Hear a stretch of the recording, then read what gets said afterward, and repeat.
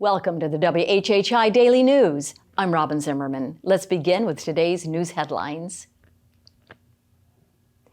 New Hilton head mayor Alan Perry hasn't said a whole lot in his first month or so in office, in part because, as he puts it, I've been drinking from a fire hose in an effort to get up to speed on the pace of the previous administration.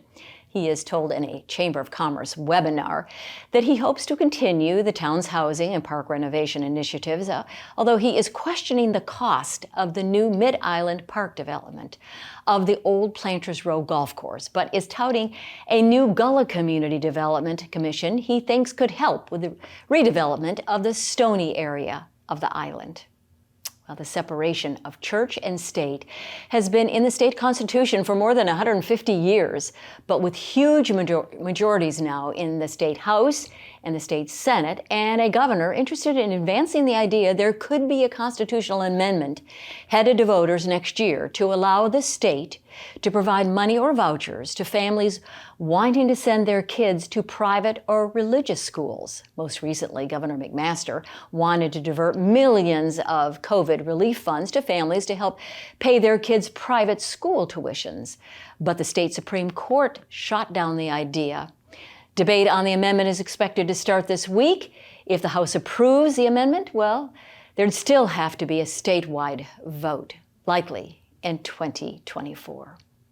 Here's a bad news, good news story from Hilton Head's best-known eagle's nest. The bald eagles, Harriet and Mitch, abandoned their nest on the island late last year, but a pair of great horned owls have taken over the nest, and nest watchers expect owl eggs anytime now. And there's a camera watching the site. You can see on the Hilton Head Land Trust's website. Now, the same camera viewed over 1 million times while the eagles hatched 2 eaglets last spring, though the young birds eventually died of disease.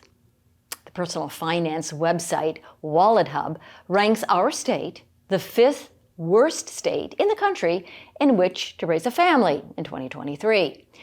The site's research covers health and safety, education and childcare, affordability and socioeconomics, and family fun. Over 50 metrics in all. Now, about the only key metric where our state even ranks in the top half is in housing affordability. Mississippi, New Mexico, and West Virginia are the 3 worst. South Carolina is the 5th worst. Georgia's the 9th worst. The 3 best states in the country for raising a family are supposedly Massachusetts, Minnesota, and New York. The man for whom the Ravenel Bridge over the Cooper River in Charleston is named Arthur Ravenel Jr. passed over the weekend at the age of 95. He served in the state legislature and Congress and even served on the Charleston County School Board in the 80s. He was probably the man who made the most difference in the iconic bridge being built. And bridging differences is what his career was known for. In the words of Senator Lindsey Graham, he was a larger-than-life character. For more information on these stories and many more, please check out the media sources listed on the screen. And remember to follow us on Facebook and Twitter, and check out our website at WHHI-TV.com. If you have a news story, a tip, or a cool weather photo, you can just email it to us at news@WHHI-TV.com. And now let's have a checkup on sports with Justin Jarrett. Justin?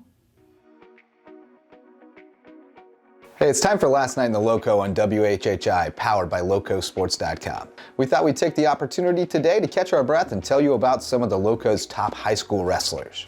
The updated statewide rankings were released by scmat.com last week, and the Loco is well represented with the May River Sharks leading the way as the number 3 team in Class 4A.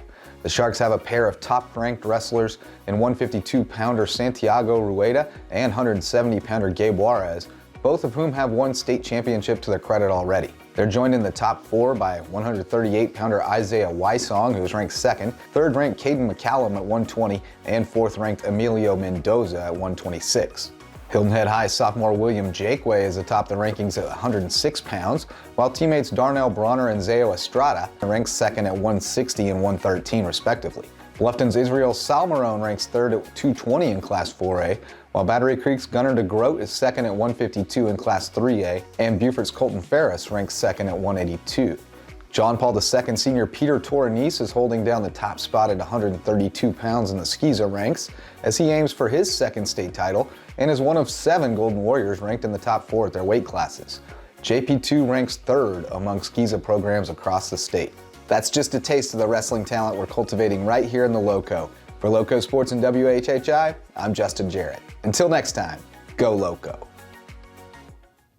Thank you, Justin, for that sports update. And now let's turn it over to Maria for a check on our weather. It's been cool and warmer. I don't really know what to wear. Maria, give us that update. Thanks, Robyn. Yep, so taking a look ahead, it does look like we're going to see warmer weather this week, but with that is going to come thunderstorms later in the week. Taking a look at Wednesday, however, it's going to be partly cloudy with Hilton having a high of 67, a low of 56. Bluffton's going to have a high of 71, a low of 55, and Beaufort's going to have a high of 70, a low of 56. The sunrise for Wednesday is going to be at 7:24 and sunset's going to be at 5:44. Taking a look at the beach tides, low tide's going to be at 1:12 p.m. and high tide's going to be at 5:59 p.m.